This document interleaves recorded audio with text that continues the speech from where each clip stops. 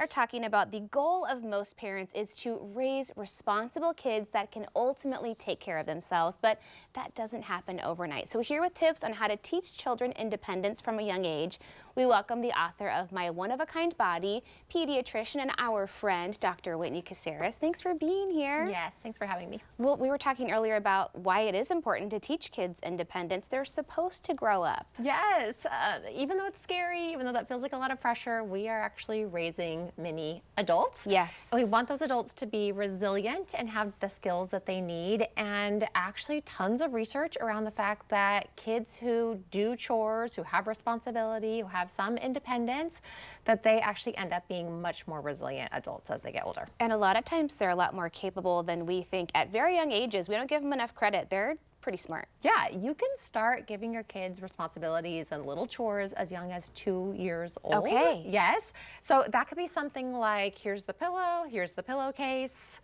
Help me put this in. Awesome. That could be something like, I am making something, come in the kitchen, and I'm gonna give you a teaspoon and you could dump it into the batter. So it doesn't have to be anything crazy. You're just trying to help the kiddo to be part of your team as a family and to have belonging with you. And then what about that independence in just sort of their daily activities, like getting themselves dressed in the morning, especially for the little ones? Yeah, so I think this really depends on the kid that you have, right? Totally. So for my neurodivergent kids, that is the least of my concerns, is Yeah. making sure that they get themselves dressed every single morning. I just want them to get to school Exactly. and be successful Yes. there. But if you have kids that are like raring to go, of course, let them get dressed as early as possible. The one thing I would say for parents is, if you're gonna do that, you have to take a step back and either decide you don't care exactly what they wear to school within some parameters, or you're going to help them the night before to maybe pick out what they're going to wear, and then they can get dressed in those clothes. And that can be as early, I would say, as like kindergarten, preschool, Totally. 3-year-olds, 4-year-olds, they can help with those tasks. And a lot of kids, I think if you give them that choice with some boundaries, they're pretty excited about it, and then it motivates them to get dressed, and you've played some mind games on them. Yes, you have, 100%.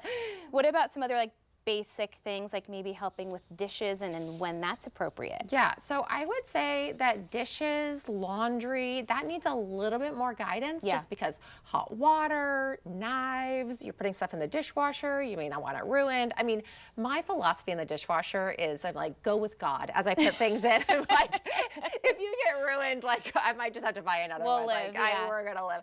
But there are some people that have really expensive dishes that they don't want to go into the dishwasher. So again, it's just about education for your kids. It's about setting up those guidelines. I would say that's more like a 6-year-old, 7-year-old that's going to be able to do that really consistently in a way that's not going to ruin your dishwasher. One of the most important things and questions people ask me is about, when is it okay to do an allowance? Is that an important thing to do? My kids are pretty savvy. They're like, show me the money, Mom. Like, they are not going to do this just because it's part of what the family expects. But I have found that allowance, for the sake of going to the store and not having my kids beg for everything, is really powerful. So I give my kids an allowance. They get about $20 a week. And then when we go to Target, when we go to the grocery store and they want something, I'm like, well, how much money do you have? Yeah.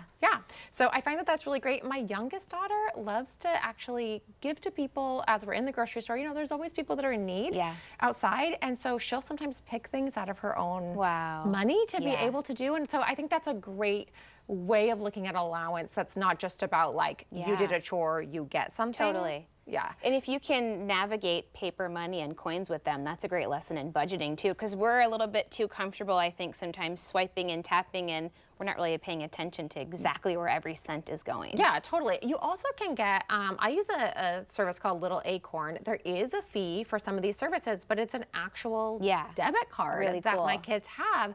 And they learn then, like, okay, there's some interest that comes from this. Awesome. You can put some into savings. So I think that's a fantastic piece of this.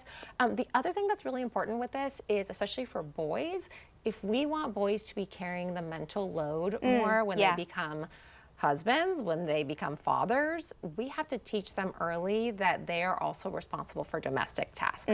So teaching them that it's not just little girls are going to do everything, that it's the boys as well, that makes a huge difference as well. That's true. That's a big one. Okay, another opportunity could be helping out with pets at home. Yes, so pets is a great one because the pets, like feeding a pet, that takes really no coordination. Yeah. It's easy. It also teaches them that someone else depends on them. Yeah. So I love that about feeding pets. Walking the dog, taking animals outside, I would say I would wait until your child is physically able to handle that animal. I have made the mistake of sending my kiddo on a walk with our golden retriever. She came back like scraped up. And my dog's very great. He's not going to bite any other dog, but I do worry that she would be like overpowered by him if he got excited. That's a big dog. Yeah, so stick with either the little dogs being able to do that, making sure that you know the temperament of your dog or your pet, and then also I think feeding is a huge one. The litter box. Oh, that's a good one. Also, so my oldest daughter, who's autistic, she doesn't like to do a lot of chores, but she hates the smell of the litter box. So I've told her, like, okay, then that means that's your job to make sure that it's fresh, perfect, and good for all of us. Yes. So good incentive. Yes. What about just basic hygiene things, incorporating that, making sure that they are brushing their teeth and all those important tasks? Yeah. Okay. So we say in pediatrics that a kid is really not able to brush their teeth independently until about the age of 5 years old. So I would say absolutely help your kids before they get to that age. Even then, you can get some stuff from the dentist that you paint on their teeth after they brush. That stuff is so cool. To help learn so that they can see like, oh, I didn't get everything. Whoops. Yes. I also highly recommend for the kids that are brushing their own teeth an electric toothbrush. Yeah. Because then they're going to actually get a little bit more into those crevices. Take heart also if your kids are not into brushing their hair. Like, for example, I have a kid out here in the green room. Got one of those too, yeah. Not as interested. Yeah. My older daughter, who's in her preteen years, she cares so much about fitting in and making sure that she's like part of the crew that she used to not want to wash her hair or brush her hair, and now she brushes it 80 times a day.